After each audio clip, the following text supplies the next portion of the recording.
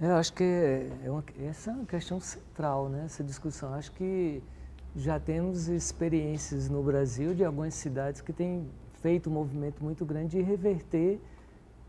Eu acho que é sempre interessante a gente citar nomes de lugares sem querer comparar, mas eu acho que dentro disso que a gente está conversando, em Recife, por exemplo, desde os anos 70, tem um movimento armorial de Ariano Suassuna, teve um movimento Mangue Beat, né, que é todo...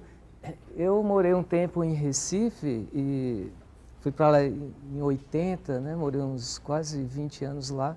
Logo quando eu cheguei nos anos 80, a população, de um modo geral, vamos dizer assim, uma boa parte de uma população mestiça, né, tem influência muito grande africana e tudo, ela tinha uma crise de identidade do ponto de vista de uma nacionalidade ou de um território, seja numa cidade, seja num estado ou numa região. Essa identidade desse povo de Recife, em particular, não estava muito clara.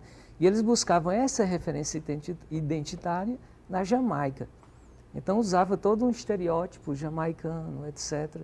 E não tinha um vínculo, isso era um problema não resolvido, vamos dizer assim, não discutido como deveria ser.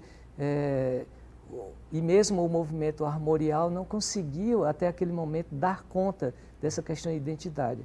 Foi a partir do movimento do Chico Science, o Mangue Beat, que houve realmente uma mudança significativa, como um movimento sair da periferia pernambucana, de Recife, do mangue, e passa a pensar a cultura, vamos dizer assim, a partir do mangue mesmo, da cultura local, deixando um pouco de lado até a questão, vamos dizer, do folclore, quando se discute a cultura como uma cultura muito mais, não como uma cultura viva, mas uma cultura de memória. Quando vai se fazer o mapeamento cultural, as pessoas fazem um mapeamento da cultura morta, quer dizer, de uma contribuição de uma geração que, num dado momento, produziu cultura. Cultura como um espírito, né? Eu entendo cultura como um estado de espírito. Cultura como o que é que uma sociedade ela é capaz de fazer, pensar, como é que ela se veste, como é que ela come. Eu acho que é a partir de uma reflexão nesse sentido que você vai pensar as trocas simbólicas. Quer dizer, qual é a distinção nossa enquanto cearenses? Como é que nós comemos? Como é que nós nos vestimos? Como os japoneses comem... se você vai num ambiente mais cosmopolita ou internacional, você vai em Manhattan, por exemplo, em Nova York, eu passei um tempo lá e percebi que as pessoas vão nos restaurantes, você tem restaurante tailandês, indiano, francês, de várias etnias. O que eu pude perceber em 5 anos que eu tive lá é que as pessoas, quando me convidavam para ir num restaurante turco, iam para ter uma experiência cultural. Eles não iam porque era chique, como eu acho que isso é muito familiar entre a gente, que as pessoas vão comer comida japonesa porque é chique. Usa muito essa expressão, acho que aqui em Fortaleza usa muito. Não foi isso que eu vi, nem me parece que seja a cultura do Mediterrâneo, naquela parte entre a Europa e a África, etc., na Grécia, em outros lugares. As pessoas, quando vão comer em Nova York, dentro de certos grupos étnicos, vão para ter uma experiência cultural. Quer dizer, como é que as pessoas vestem? Qual é a música? Eu, como brasileiro lá, as pessoas diziam, tá, eu te mostrei várias coisas, etc., da minha cultura, agora me leve, eu quero conhecer a sua cultura, eu quero saber como é que vocês comem, o que é que vocês fazem, etc. E eu acho que quando nos cobram isso de brasileiro ou de nordestino, se mostre culturalmente, me parece que essa discussão ela não foi ainda resolvida no Brasil. E hoje eu acho que não é mais uma questão nacional, ela é uma questão local, regional, na esfera do município. Então eu acho que essas discussões são importantes porque ela deve se passar na esfera do município. Nesse sentido, só para concluir, o Manuel Castells fala desses fluxos, etc., mas ele cita também o Alain Touraine, que diz que, ao mesmo tempo que fala de globalização, paradoxalmente, entre aspas, há um movimento conservador das comunidades. É lógico que você não pode se inserir numa topologia num universo globalizado, se você não souber exatamente quem você é, você vai se perder completamente. Então, é um aparente paradoxo ou contradição necessária, sem a qual você não vai se revelar culturalmente ou estabelecer trocas.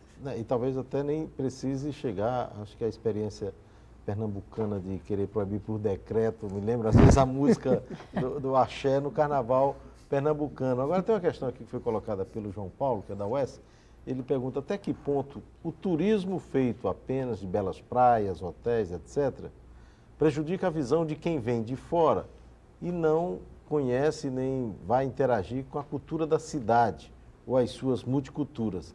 Até onde a cidade turística como Fortaleza perde não inserir em seu planejamento turístico atrativos culturais da cidade. Quem é que gostaria de comentar aqui? Posso até começar aqui, que essa é uma questão que se discute muito, né? O que mostrar para os turistas, né? Que políticas você traçar para o turismo, não só para Fortaleza, para o Estado, né? Que cultura é essa, né? Que se quer ver, que vida é essa, se constrói um discurso artificial, se é só praia, né? Então, acho que isso aí é uma questão que ainda está no início dessa discussão, né?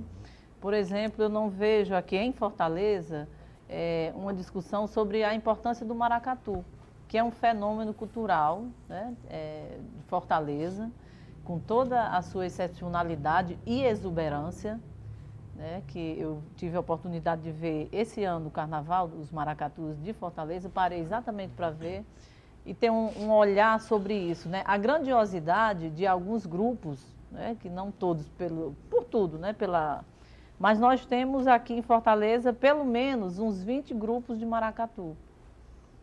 Né? E aí pensando no Recife, né? Porque Recife ele conseguiu pegar o maracatu dele, Pernambuco, né? E transformar nessa... E particularmente eu considero que o maracatu cearense ele é muito mais bonito, muito mais pomposo, tem muito mais elementos. É uma grande ópera popular. Né? Então, se pensar nisso, né, se pensar nessa cultura, o maracatu poderia ser para Fortaleza o que o Carnaval do Rio é para o Rio de Janeiro. Porque aquela produção porque aí tem toda uma história, tem toda a questão econômica que liga, os grupos que apoiam, né, aquele Carnaval do Rio, tem tudo isso. Mas vejo que, por exemplo, isso não é valorizado. Né? Não se fala em maracatu, o apoio é pequeno, não há essa constância, né, essa sistemática. E pela importância, pela especificidade dele, por ser um fenômeno presente aqui, poderia ser valorizado. Né?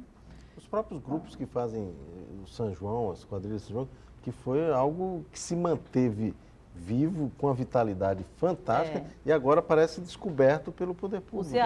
O Ceará é o estado do Brasil que tem mais grupos juninos, né, do Brasil, e apesar de o grande encontro das festas juninas acontecerem na Paraíba.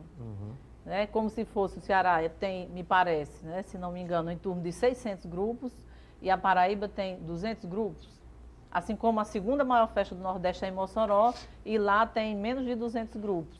Entende? Então, o que esses 600 grupos Você está dando Ceará, um empate para Caruaru e Campina Grande, porque os dois dizem que são maiores. Cada um que diz que é maior, né? Então, e todo o envolvimento, o envolvimento de pessoas, existe uma indústria, né? Não no sentido puramente econômico, né? Mas no sentido de ter uma estrutura organizada, completamente organizada, estruturada, nas cidades mais longínquas e nos municípios menores que você possa imaginar do Ceará. Eles têm essa estrutura tão fincada, tão organizada, eles participam de festivais nacionais e a gente não sabe nem notícia, né? Então, é outro aspecto que poderia ser incentivado, né? Mas, enquanto isso, o Ceará fica sendo a terra do humor e do forró, né, eletrônico, né? Pois é, eu acho que tem uma questão importante que ele levanta, né, em relação a essa transformação do litoral, nesses grandes resorts, inclusive a entrega total desse litoral, porque acho que é um problema sério de conhecimento de todos, né, do que vem se transformando o litoral cearense entregue, né, a essa, vamos dizer assim, a uma ideia de que ao capital estrangeiro que chega, explora, entra nos lugares, acaba com toda não só a relação de propriedade, não é, dos espaços, porque há muitos conflitos, né, mas né, não deixa nada em troca, né? Assim, é a chegada, a tomada desses espaços, o uso desse litoral para beneficiar um trânsito que vamos dizer assim, de fluxo de turistas que vêm do exterior, principalmente com capital para isso e tal, mas por outro lado nós sabemos o quanto esse mesmo litoral depois é abandonado, né? Nós sabemos do quanto isso é deixado de lado e o quanto as famílias que estão no litoral têm sofrido com isso. Agora, bom, essa é uma questão também, acho que tem outras formas de fazer turismo, acho que nós podíamos pensar nas redes comunitárias, porque me parece que é muito mais interessante que o turista que venha de fora, né, que vem de fora, claro, ele chegue e encontre aqui as peculiaridades do lugar, o jeito de comer do lugar, enfim, o que ele vai ver só aqui, né? Porque o que ele vai ver aqui é o que ele vai ver em todos os lugares iguais, como se fossem shopping centers, que tanto faz ele estar aqui como Nova York ou em qualquer lugar, eles são sempre iguais, né? É muito problemático isso. E as populações do litoral têm sofrido muito com isso. Então, bom, todos temos conhecimento dessa situação. Por outro lado, me parece que sempre que se lançou mão das culturas populares como forma de responder, não estou dizendo de jeito nenhum que é isso que você está dizendo, Rejane, mas sempre o que é tradição é utilizar essas culturas populares para, em determinadas manifestações, colocam ali fora do contexto, espetacularizando uma situação que assim, não se dá daquela mesma maneira no contexto em que elas surgem, né? E aí viram simplesmente como fizeram os irmãos Anicetos aqui do Cariri, eles são várias vezes convocados para vir aqui fazer, foram durante muito tempo convocados para vir aqui fazerem pequenas apresentações e ir embora. Bom, acho que isso não é suficiente. Eu acho que é possível pensar uma política de turismo que esteja associada às culturas, que esteja associada, porque são muitas, né, as culturas, ao tipo de alimentação de determinadas regiões, a forma como essa região pode ser potencializada, pensando a comunidade, não, mais uma vez, nessas formas excludentes que nós sabemos não funcionam. Bom, eu vou ficar... funcionam para alguns. Eu vou ficar torcendo aqui para que, ao término não só do seminário, mas também de todas as ações que estão previstas aí no interior, a gente possa ter aferido aí um bom resultado naquilo que foi o objeto das reflexões de vocês. Aqui eu queria agradecer, obrigado, Rejane Reinaldo, por ter vindo ao Cena Pública, Beatriz Furtado, Tibério, obrigado por ter vindo, e nós agradecemos principalmente sua audiência, lembrando o Cena Pública de volta na próxima semana. Um grande abraço e até lá.